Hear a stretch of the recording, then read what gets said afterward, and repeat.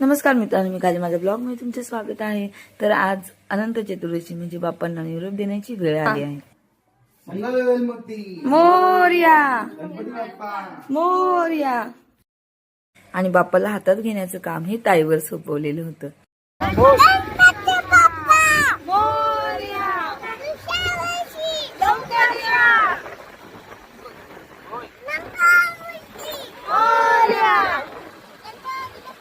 किती हा जोश!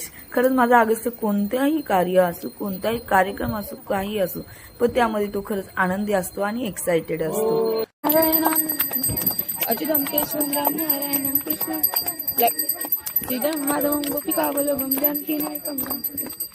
राम राम राम हरे कृष्ण कृष्ण कृष्ण। मुलांना असे बघून खरंच आई वडील पण खूपच खुश होतात। तर अगस्तीने पहिल्यांदाच म्हणजे मी तर 2 वर्षानंतर आली आहे विसर्जनासाठी, पण अगस्त माझा पहिल्यांदाच विसर्जनासाठी नदीवर आलेला होता।